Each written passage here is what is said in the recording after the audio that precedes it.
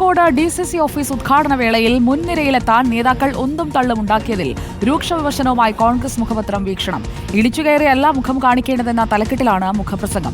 മഹത്തായ പരിപാടികളെ പരിഹാസ്യമാക്കും വിധം ഇടിച്ചുകയറാൻ മത്സരിക്കുന്നവർ നിലമറന്ന് പെരുമാറുന്നതായും കുറ്റപ്പെടുത്തലുണ്ട്.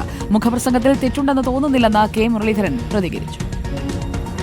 വീക്ഷണത്തിൻ്റെ മുഖപ്രസംഗം പാർട്ടിയിൽ സംഭവിച്ചിട്ടുള്ള ചില പാളിച്ചകൾ ചൂണ്ടിക്കാണിച്ച അതിന് പത്രപ്രവർത്തനത്തിൽ കുറേ സ്വാതന്ത്ര്യം കൊടുത്തിട്ടുള്ള പാർട്ടിയാണ് കോൺഗ്രസ് പാർട്ടി. അതുകൊണ്ട് ഞങ്ങളുടെ ഭാഗത്തുനിന്ന് എന്തെങ്കിലും തിരുത്തലുകൾ വേണമെങ്കിൽ അത് നിർദ്ദേശിക്കുന്നതിൽ തെറ്റില്ല. അതുകൊണ്ട് മുഖപ്രസംഗത്തിൽ വലിയ കുഴപ്പമൊന്നും ഞാൻ കാണുന്നില്ല. അത് ഞങ്ങൾ KPCയിൽ ചർച്ച ചെയ്ത കാര്യമാണ്. ഇതുപോലത്തെ സംഭവങ്ങൾ ആവർത്തിക്കാതിരിക്കാനുള്ള കാര്യങ്ങൾ ഞങ്ങൾ സ്വീകരിക്കുന്നു. അല്ല, ആരാണെങ്കിലും നേതാക്കളാണെങ്കിലും അണികളാണെങ്കിലും പാർട്ടിക്ക് അവമതിപ്പുണ്ടാവരുത്, അത് മാത്രമേ പറയൂ.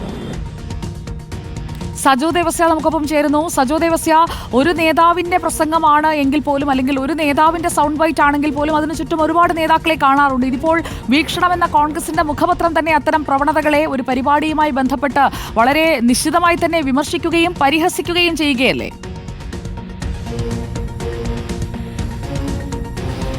സുജയ, വളരെ ശ്രദ്ധേയമായ മുഖപ്രസംഗമാണ് കോൺഗ്രസിന്റെ മുഖപത്രമായ വീക്ഷണം പ്രസിദ്ധീകരിച്ചിരിക്കുന്നത് എന്നതാണ്. കോൺഗ്രസ് സംഘടനാപരമായും തിരഞ്ഞെടുപ്പിനെയൊക്കെ നേരിടാൻ ഒരുങ്ങുന്ന ഘട്ടത്തിൽ രാഷ്ട്രീയമായി കോൺഗ്രസ് പ്രധാനപ്പെട്ട ഒരു ചരിത്രസന്ധിയിൽ കേരളത്തിൽ എത്തി നിൽക്കുന്ന ഘട്ടം കൂടിയാണെന്നത് കൂടി കാണണം.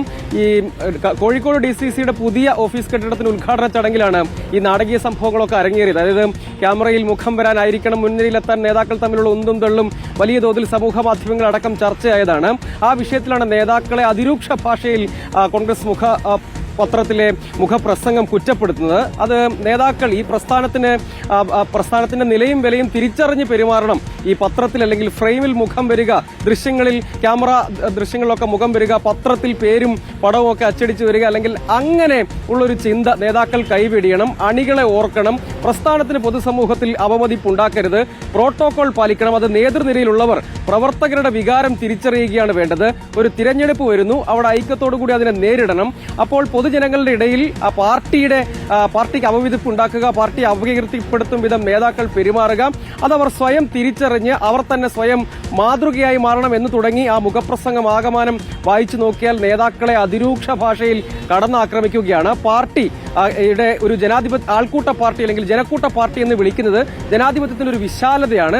അത് പക്ഷേ ഒരു കുത്തഴിഞ്ഞ സംവിധാനമായി മാറുന്ന നിലയുണ്ടാകരുത്. അതിന് നേതാക്കൾ തന്നെ സ്വയം മുൻകൈയെടുത്ത് പ്രോട്ടോകോൾ പാലിച്ചുകൊണ്ട് ഇത്തരം പരിപാടികളൊക്കെ, പൊതുപരിപാടികളൊക്കെ നടത്തുമ്പോൾ, വലിയ മഹാപരിപാടികൾ പങ്കെടുക്കുമ്പോൾ ആ പരിപാടി തന്നെ അതിന്റെ മഹത്വം തന്നെ ഇല്ലാതാക്കും വിധമുള്ള പ്രവർത്തനങ്ങളാണ് പലപ്പോഴും ഉണ്ടാകുന്നത്. അത് ഇനിയും വേണോ, ഇനിയും ഇങ്ങനെ തുടരണോ എന്ന് നേതാക്കൾ തന്നെ ചിന്തിക്കുകയും തിരുത്തുകയും വേണം എന്നാണ് ഈ മുഖപ്രസംഗത്തിന്റെ ആകെത്തുക. സുജയ, വിവരങ്ങൾ നൽകിയത് സജു ദേവസ്യയാണ്.